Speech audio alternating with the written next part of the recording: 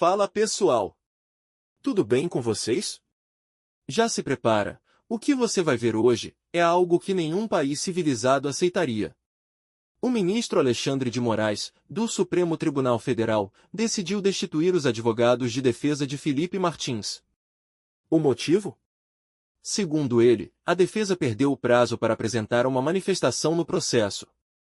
Mas o problema é muito mais grave do que parece. O ministro usou como base uma jurisprudência de 1956. Sim, 1956. Uma época anterior à Constituição de 1988. E o pior é que essa decisão ignora completamente um dos pilares do Estado Democrático de Direito, o direito do cidadão de escolher quem o defende. Hoje, a gente vai entender passo a passo o que aconteceu, o que essa decisão significa, e o que ela revela sobre o rumo da justiça brasileira. Felipe Martins foi assessor especial da Presidência da República. Ele é acusado de participar de supostos atos antidemocráticos, um daqueles processos que estão sob relatoria direta de Alexandre de Moraes. Durante o andamento do processo, seus advogados protocolaram defesas, apresentaram documentos e seguiram os trâmites normais. Mesmo assim, Moraes alegou que houve abandono da causa. E, com base nisso, tomou uma decisão drástica, destituiu os advogados de Felipe Martins e nomeou defensores públicos para substituí-los. Na prática, o réu foi impedido de continuar com a equipe jurídica que ele mesmo escolheu. E aqui começa o escândalo, porque, desde 1988, a Constituição é clara: quem escolhe o advogado é o réu, e não o juiz. Vamos direto ao texto da Constituição Federal. O artigo 5º, inciso 55, diz o seguinte: aos litigantes em processo judicial ou administrativo, e aos acusados em geral, são assegurados o contraditório e a ampla defesa, com os meios e recursos a ela inerentes. Traduzindo, o acusado tem o direito de se defender como quiser, com os advogados que escolher, usando todos os recursos legais disponíveis. E mais, o artigo 133 reforça que o advogado é indispensável à administração da justiça, sendo inviolável por seus atos e manifestações, ou seja, o advogado não é um enfeite do processo. Ele é parte essencial da justiça. E só o cliente, o réu, pode decidir substituí-lo. E para deixar isso ainda mais claro, o próprio Felipe Martins escreveu um documento oficial, declarando que não autorizava a troca de seus advogados. Ele afirmou, com todas as letras, que continuava confiando na equipe que o representava. E que qualquer substituição seria uma violação da sua vontade. Quando um juiz resolve tirar o advogado de um cidadão, sem que o réu tenha pedido isso, ele está violando a Constituição. Está ultrapassando a linha entre julgar e mandar. Agora, o argumento que Moraes usou para justificar essa decisão é no mínimo surreal. Ele citou uma jurisprudência de 1956. Para quem não sabe, isso é um precedente jurídico, uma decisão antiga do próprio Supremo. O detalhe é que, naquela época, o Brasil vivia sob a Constituição de 1946. Era outro país, outro regime, outro sistema legal. Naquela decisão, o STF entendeu que, se um advogado abandonasse a causa, o juiz poderia nomear outro defensor para não atrasar o processo. Mas o que o ministro parece esquecer é que, em 1988, tudo mudou. O direito de defesa virou cláusula pétrea, ou seja, intocável. Nenhum juiz pode interferir na escolha do advogado, a não ser em casos extremos e devidamente comprovados. O problema é que, no caso de Felipe Martins, não há abandono de causa. Há um suposto prazo perdido. E transformar isso em justificativa para destituir toda uma defesa é o mesmo que usar uma lei da ditadura para julgar um processo democrático. O que Moraes fez cria um precedente perigosíssimo. Se o Supremo pode, por interpretação própria, afastar advogados e impor outros, quem garante que amanhã o mesmo não será feito com qualquer cidadão? Imagine você ser acusado de algo, contratar o melhor advogado que puder, e no meio do processo, o juiz simplesmente decidir: esse advogado não serve mais, vou colocar outro no lugar. Isso destrói o princípio da ampla defesa. Destrói a confiança na justiça. E destrói a própria segurança jurídica. Hoje, é Felipe Martins. Amanhã, pode ser qualquer um. Porque a lei, quando deixa de valer para uns, deixa de valer para todos. A decisão caiu como uma bomba no meio jurídico. Advogados, professores de direito e juristas independentes chamaram a medida de ato inconstitucional, retrocesso democrático e até aberração processual. Um dos próprios advogados de Felipe Martins gravou um vídeo público, explicando a situação e denunciando que considerou uma violação gravíssima do direito de defesa.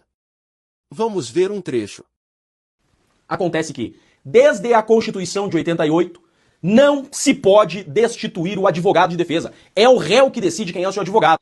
Gravo esse vídeo a todo o Brasil, a toda a imprensa brasileira, em nome da defesa de Felipe Martins. Eu estou no meio de um tribunal do júri, estou de beca ainda, porque advogado sou, e recebo agora a notícia de que o ministro relator da farsa da trama golpista, Alexandre de Moraes, me destituiu da defesa de Felipe Martins. A mim e o meu colega advogado, Dr. Ricardo. Alexandre de Moraes nos excluiu, nos tirou da defesa. Isso é mais uma decisão arbitrária. Então, primeiro, a quem ainda acha que estamos em uma democracia, fica aqui o registro de que em democracias isso não acontece. Quem decide quem será o seu advogado é o acusado. Agora, a imprensa, cuidado, está sendo veiculada informação inverídica. Nós não perdemos o prazo de alegações finais.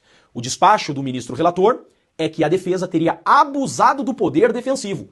Em democracias, essa acusação não existe. Não há como abusar do poder defensivo. Uma defesa eficaz, efetiva, faz parte do exercício democrático no Estado democrático de direito. E, em respeito ao devido processo legal, nós não perdemos o prazo de alegações finais. Pelo contrário, por culpa da acusação, a PGR, que trouxe novos elementos aos autos, violando a lei, violando o devido processo legal, nós apenas juntamos uma petição antes do término do prazo e pedimos a suspensão do prazo das alegações finais, ou então que nos concedessem mais prazos e o desentranhamento desses elementos. Poderia muito bem o ministro decidir da seguinte forma: não concedo mais prazo à defesa, cumpra o prazo já estabelecido.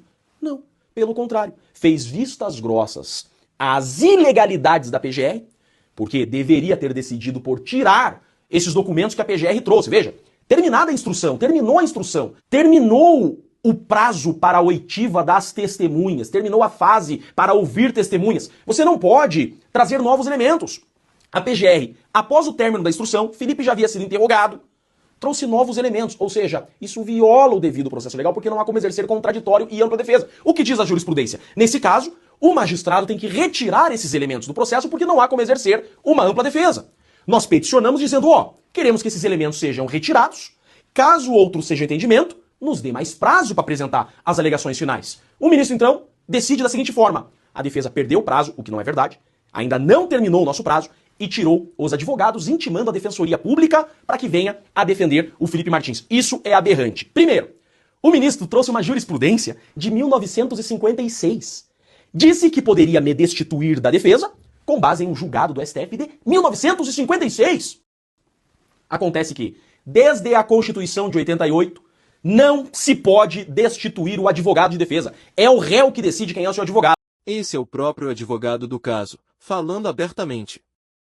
E o silêncio do Supremo diante disso, diz tudo. A própria OAB, a Ordem dos Advogados do Brasil, se manifestou publicamente, dizendo que vai estudar medidas cabíveis.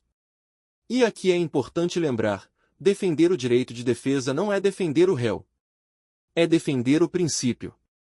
Mesmo que você não goste de Felipe Martins, mesmo que discorde de tudo que ele pensa, ele tem direito a um julgamento justo.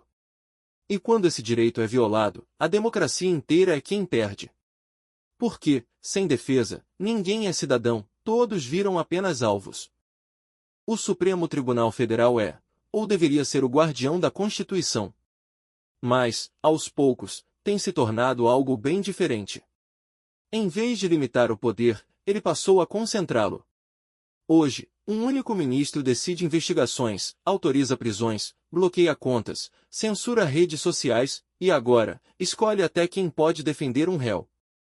Isso não é mais um tribunal. É um poder acima da própria Constituição. E o nome disso é autoritarismo judicial.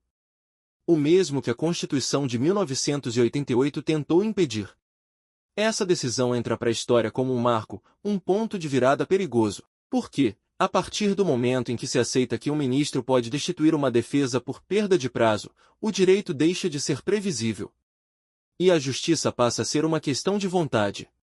Isso abre espaço para perseguições políticas, manipulação processual e, principalmente, medo. O medo de enfrentar o poder. E quando o medo toma conta da justiça, a verdade deixa de ser o objetivo. O objetivo passa a ser o controle. O caso Felipe Martins não é apenas sobre um homem. É sobre todos nós. Porque quando o ministro pode decidir quem te defende, já não existe mais liberdade. Esse caso pode ser lembrado no futuro como o momento em que o Brasil cruzou uma linha, a linha entre o Estado de Direito e o arbítrio de poucos homens togados. A Constituição foi feita para proteger o cidadão do Estado, não o Estado do cidadão. Hoje, o que estamos vendo é a inversão completa dessa lógica. Se o Brasil aceitar isso calado, o que será da justiça amanhã? Será que ainda vivemos em um Estado de Direito, ou já entramos de vez em um estado de exceção de toga? Depois de toda essa repercussão, Alexandre de Moraes recuou. Voltou atrás da decisão que destituiu os advogados de Felipe Martins, uma decisão que nunca deveria ter existido. O próprio advogado de Felipe Martins gravou uma mensagem pública, agradecendo à OAB pela atuação e pela reversão da decisão absurda. Um gesto simples, mas simbólico. Mostra que a sociedade ainda pode reagir aos abusos de poder. Vamos assistir o trecho da fala. Devemos ser justos quando há justiça. Quero aqui publicamente agradecer o presidente nacional da OAB, o Dr. Simonetti, e a Ordem dos Advogados do Brasil, que interveio nessa arbitrariedade que nós, defesa do acusado Felipe Martins, sofremos. Acaba de sair uma decisão do ministro Alexandre de Moraes, reconsiderando sua decisão de ontem, e abriu prazo para que apresentemos as alegações finais em 24 horas. Decisão judicial se cumpre e se recorre. Como eu disse, por diversas vezes no decorrer do dia, nós não perdemos o prazo de alegações finais. Nós apenas questionamos novos documentos trazidos pela acusação. O recuo mostra o poder da pressão pública e o papel fundamental da OAB e da sociedade em cobrar limites. Mas também deixa algo muito claro, porque mesmo quando recua, o gesto revela o que há por trás da toga, a disposição de ultrapassar qualquer limite, de dobrar regras, de manipular o sistema para satisfazer o próprio ego. E um juiz que age assim, que toma decisões desse nível, mesmo que depois recue, já mostrou de que é capaz. E isso, por si só, é o que mais deveria nos preocupar. Se você acredita que o direito de defesa é sagrado, curta esse vídeo, compartilhe, e deixe sua opinião nos comentários. Porque a verdade, mesmo sufocada, sempre encontra um caminho para aparecer. O final de semana promete. Parece que vem bomba lá dos Estados Unidos, sobre esse caso, mas isso é assunto para o próximo vídeo. Obrigado por ficar até o final. Até o próximo vídeo.